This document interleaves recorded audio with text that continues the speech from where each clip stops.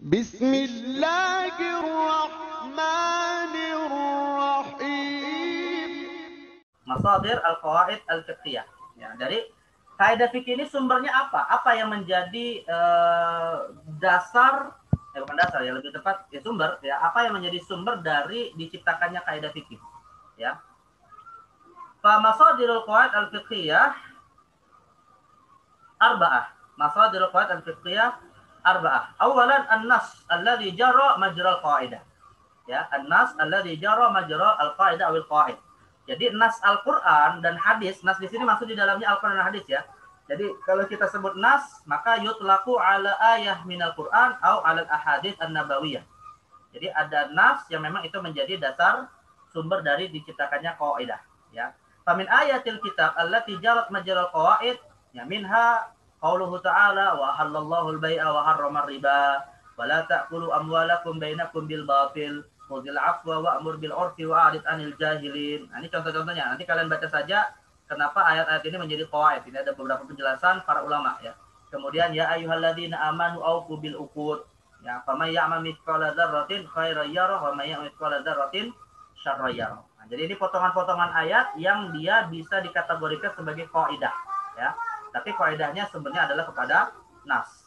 Atau misalnya dari hadis Nabi sallallahu alaihi wasallam, ya minal ahadits asy-syarifah al-jami'ah allati jarat majral qawaid ila janibi muhimmati at-tasyri'iyah. Fa inna Rasulullah sallallahu alaihi wasallam utiya jawami al-kalim wa ikhtasara lahu al-kalam ikhtisaran. Nah, jadi setiap jawami'ul kalimnya Rasulullah itu bisa dikategorikan sebagai qawaid fikih juga. Ya, qauli sallallahu alaihi wasallam kullu muskirin haramun.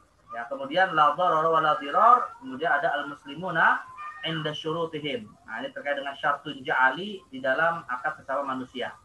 Jadi ini beberapa hadis yang juga dikategorikan sebagai qawaid fiqhiyah yang berdasarkan kepada nas. Ya. Baik.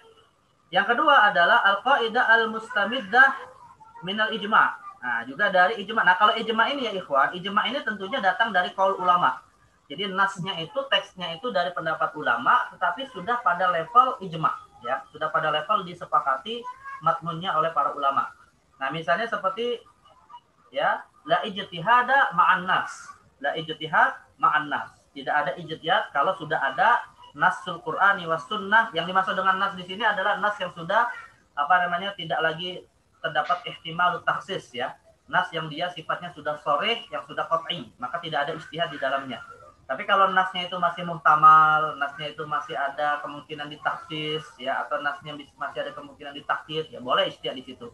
Jadi yang dimaksud dengan an-nas di sini adalah nas di dalam ilmu usul fikih yang dia merupakan varian dari zahir dan mujmal. Jadi gini ya ikhwan, kalau dalam ilmu usul fikih itu ya istilah nas itu ada dua makna. Istilah nas itu ada dua makna. Makna yang pertama, nas itu ya teks Al-Quran dan Sunnah. Nas itu teks Al-Quran dan Sunnah. Nah, sedangkan makna yang kedua, dan ini yang dimaksud dalam kaidah la ijtihada ma'an nas, adalah nas itu adalah al-lafdzul ladzi la yahtamilu illa ma'nan wahid. Ya, suatu teks yang tidak mengandung makna kecuali hanya satu saja. Itu namanya nas. Nanti lawannya adalah zahir atau mujmal. Kalau zahir dan mujmal itu maknanya adalah al-lafdzul ladzi yahtamilu ma'nayaini wa aktsar. Ya, in kana ahaduhuma arjah fa huwa zahir wa in kana la yatarajjah bainahuma fa huwa mujmal. Jadi kalau ada suatu teks yang punya lebih dari satu makna, 2, 3 dan seterusnya, kalau salah satunya lebih kuat namanya zahir, tapi kalau maknanya setara, misalnya seperti al-qur'u wal mutallaqat yatarabbasna bi anfusihinna thalathata quru', maka dia disebut mujmal. Nah, lawan dari zahir dan mujmal itu nas, dan nas inilah yang kita maksud dalam kaidah la ijtihada ma'an nas. Jadi nas itu bukan maknanya teks secara umum ya, tapi adalah teks yang dia hanya mengandung satu makna, yang tidak ada ihtimal kepada makna lain. Nah, ini kaidah seperti ini disepakati para ulama dan dasarnya adalah ijma'. Atau al-ijtihadu la yanqudu bimithlihi. Ya, begitu juga dengan kaidah al-ijtihad la yanqudu bimithlihi aw la yantaqidu bil ijtihad. Nah, itu juga kaidah fiqhiyah yang dasarnya ijma' ulama. Baik, yang ketiga adalah al-qaidah al-mustanbatah minan nassi wal ijma' wa ma'qulin nas, ya. Nah, ini kaidahnya itu istinbat. Istinbat itu artinya dia tidak langsung kepada Al-Quran, tidak pakai teks Al-Quran, tidak pakai teks hadis, tidak pakai teks ijma' ulama. Tapi hasil dari istinbat kepada nas istinbat kepada ijma atau maqulun nas. Maqulun nas di sini masuk di dalamnya mafhum, apakah mafhum muwafaqah, mafhum mukhalafah, termasuk qiyas ya. Nah, maka itu semua termasuk kaidah yang dasarnya istinbat. Jadi di sini kita tidak fokus kepada istilah nas, ijma, nas dan ijma'nya atau maqulun nususnya, tapi fokus kepada istinbatnya.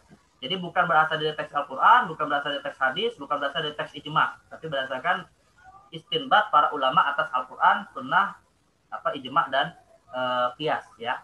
Nah, contohnya seperti al-umur bimaqasidiha, yang tentunya ini adalah kaidah yang dilahirkan dari istinbat atas hadis innamal a'malu binniyat, atau kaidah al-yaqin la yazulu bisyak, yang itu diistinbat dari hadis idza syakka ahadukum fi salatihi falam yadri kam shalla asalatan am arba'an falyatrah asyak wal yabni ala mastaiqana. Nah, jadi ini kaidah yang mustanbat dari nas-nas yang dari dua sumber pertama. Dan yang keempat terakhir adalah al-qaidah al-mustakhrajah min aqwalil mujtahidin. Nah, inilah yang tadi kita sebut dengan istilah takhrijul furu' minal furu' ya. Jadi kaidah yang diambil dari perkataan-perkataan para mujtahid. Nah, tentu mujtahid itu berpendapat, beristihad pasti menggunakan dalil, tapi dalilnya ini bisa saja wadih, bisa jadi ghairu wadih, bisa jadi sharih, bisa jadi ghairu sharih. Nah, tetapi intinya pendapat mereka termasuk dikatakan sebagai sumber untuk lahirnya qawaid fiqhiyah.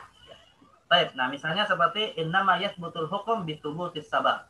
Kemudian al-aiman fi jami'il khusumat mawdu'atun fi janibil mudda alaihi illa fil qasamah.